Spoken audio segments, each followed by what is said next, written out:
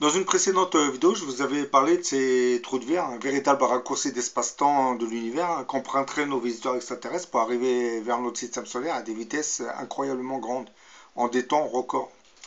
Dans la vidéo suivante, qui avait été prise près de Genève, en Suisse, on y voit une sorte de vortex tourbillonnant qui se serait formé juste au-dessus du collisionneur de hadron. Pour ceux qui ne savent pas ce que c'est que le collisionneur de hadron, le grand collisionneur de hadron, dit LHC, les initiales, est le plus grand et le plus puissant accélérateur de particules du monde. Il est aussi la dernière machine à être venue enrichir le complexe d'accélérateur du CERN. Son démarrage avait eu lieu le 10 septembre 2008.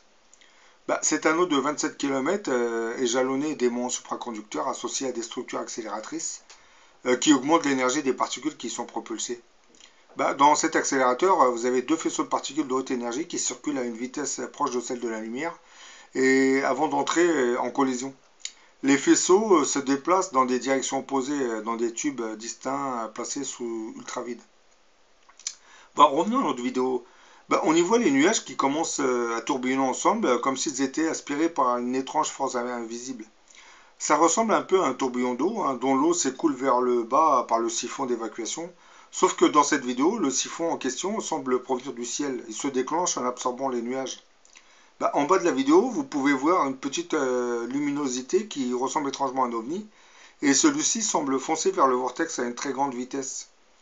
Nos visiteurs extraterrestres ont l'air de bien connaître ce genre de configuration cosmique. Ils les exploiteraient pour voyager à de très grandes vitesses.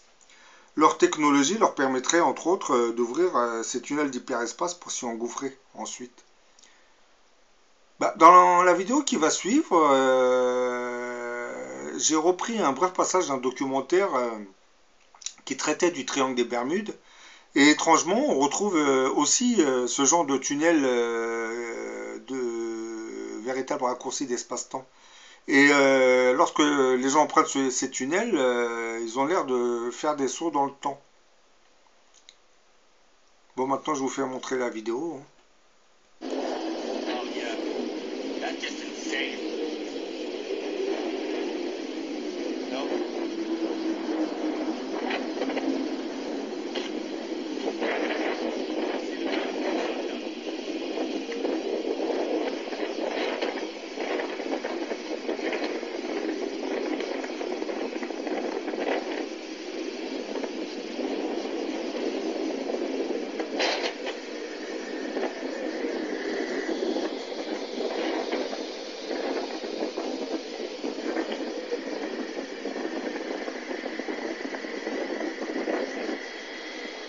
De 400 ans après Christophe Colomb, le 5 décembre 1945, l'armée militaire américaine va connaître ce qui reste aujourd'hui l'un des plus grands mystères du triangle des Bermudes.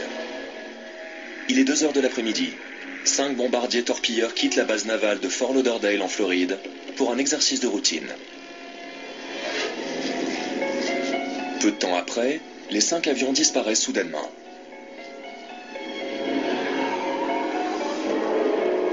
Le mystère s'intensifie lorsque l'avion de secours envoyé par l'armée disparaît à son tour.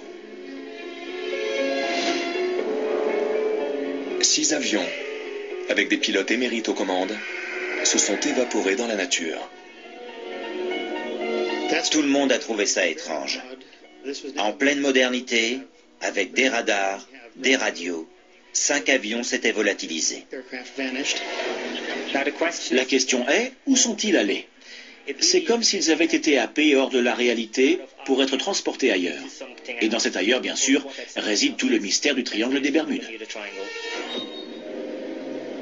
Malheureusement, les témoins de ces phénomènes étranges ne sont pas revenus du triangle des Bermudes pour nous raconter leur histoire. Seul le pilote américain Bruce Garnon fait exception. En 1970, il effectue un vol des Bahamas à la Floride avec son père et l'associé de ce dernier. Ils survolent l'océan quand Garnon voit un étrange nuage droit devant eux. Au fur et à mesure qu'ils se rapprochent, le nuage s'enroule et prend la forme d'un entonnoir. Un vortex, plus exactement. L'entrée du tunnel était immense, puis il s'est rétréci très rapidement. Quand je suis entré dedans, il s'est produit une chose hallucinante. J'ai tout de suite vu un entonnoir se former. C'était comme de regarder dans le canon d'un fusil. La spirale s'enroulait lentement dans le sens inverse des aiguilles d'une montre. Il y avait un champ électrique intense avec des éclairs. Je ne voyais qu'un drôle de brouillard gris-jaune. Je l'appelais le brouillard électronique. J'ai remarqué que mes instruments s'affolaient et en même temps j'ai ressenti quelque chose d'incroyable. Après être enfin sorti du tunnel, Gernon appelle la tour de contrôle de Miami. Mais là-bas, personne n'arrive à le localiser sur l'écran radar. Et là, environ 3 minutes plus tard, le contrôleur radar est revenu à la radio tout excité. Il venait de m'identifier au-dessus de Miami. Je n'arrivais pas à le croire. Je n'avais volé que 33 minutes alors que j'aurais dû mettre 1 heure et 3 minutes. Une telle divergence de temps et d'espace est-elle possible? Des extraterrestres pourraient-ils utiliser ce genre de passage pour venir sur Terre? Selon la théorie de la relativité d'Albert Einstein, c'est possible. D'après le principe d'Einstein, il est tout à fait possible de plier l'espace grâce à la force gravitationnelle. Il est donc fort probable que les engins extraterrestres puisent un supplément d'énergie dans les sites comme le triangle des Bermudes. Afin d'atteindre une vitesse astronomique, ils exploitent l'énergie spécifique de ces lieux pour se propulser vers leur destination. En réalité, à chaque fois que de l'énergie est produite, en particulier à haute altitude ou dans une dimension supérieure, elle engendre un tourbillon. C'est ce mouvement de rotation qui fait circuler l'énergie. Par définition, une grande production d'énergie va créer un vortex, ce qui est l'équivalent d'un passage.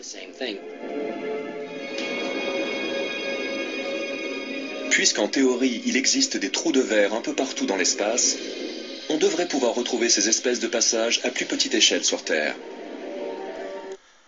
Bon, comme vous voulez le voir, j'ai mis ces deux vidéos ensemble pour faire la corrélation entre les fameux trous de verre. C'est des tunnels d'espace-temps, ce sont des raccourcis d'espace-temps dans l'univers.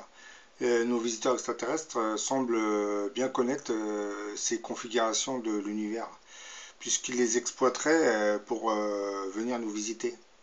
Bon, maintenant je vais vous faire montrer une autre vidéo où on voit une sorte de sphère lumineuse envelopper un hélicoptère et l'emmener je ne sais où. Vers quelle dimension